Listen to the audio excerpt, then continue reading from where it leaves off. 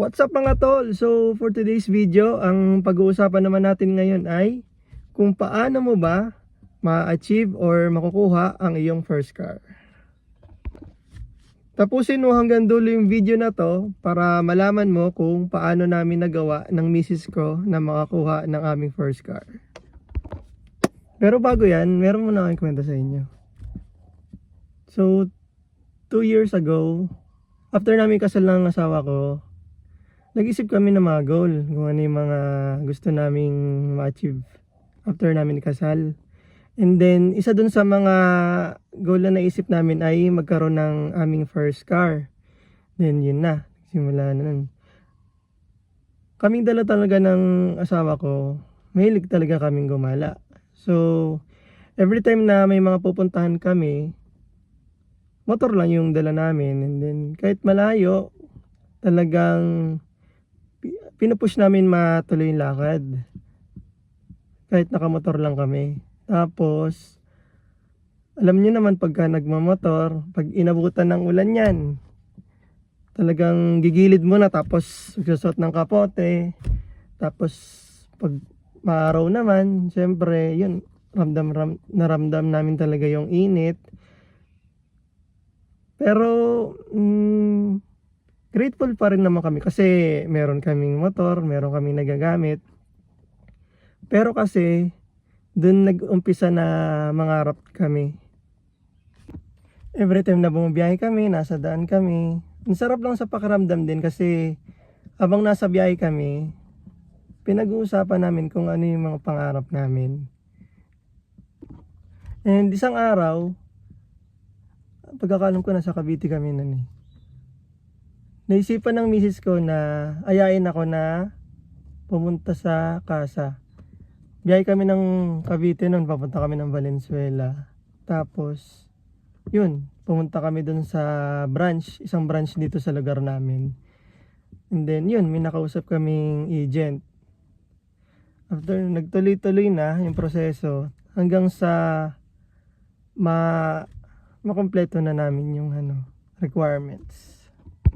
At yun na nga, dumating na yung araw na pinakahintay namin. Nakakatawa pa kasi yung night before ng release day namin, actually, hindi sana namin sasabihin kay mama sa kay papa. Kaya lang, sinabi na namin kay papa kasi nga, hindi pa naman ako sanay mag-drive. Kaya sinabi namin ng misis ko na sama na rin namin si papa kasi sanay siya mag-drive para merong mag-uuwi ng unit. Tapos si mama naman, hindi namin sinabihan. Nagdahilan lang kami na may pupuntahan kami, kaya kami nag-leave ng trabaho. Hanggang sa inabot na sa amin ng agent namin yung susi, and then finally nakita na namin yung unit na ibibigay sa amin. Ang sarap lang din sa pakiramdam kapag may isa kang bagay na naisip mo, tapos yung naisip mong bagay na yun natupad mo, tapos alam mo naman sa sarili mo na pinaghirapan mo. Talagang napakasarap sa pakiramdam ng mga tol. Yun talaga yung isa sa mga special moment sa buhay ko. Tapos pagkagaling namin sa casa, dumiretso kami dun sa mama ng misis ko. Tapos sinurprise din namin sila. Tapos tinawagan rin namin yung papa ng misis ko.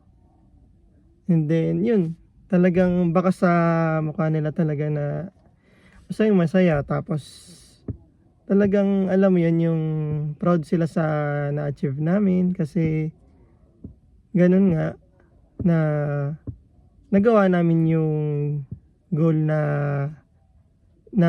sinet namin.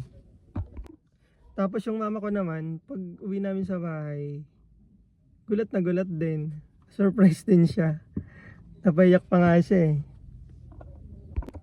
Ito yung tatlong bagay na ginawa namin para ma-achieve namin yung first car namin ng miss ko. Una, naglaan kami ng certain percentage ng sahod namin para ilaan doon sa sasakyan na yon para makompleto namin yung kailangan na bayaran sa sasakyan. Pangalawang bagay na ginawa namin para ma-achieve namin yung first car na meron kami is yung nag-isip kami ng mga business, nag-isip kami ng extra income para mas mabilis namin ma-achieve yung financial goals na kailangan namin. And then yung pangatlo, naging consistent lang kami.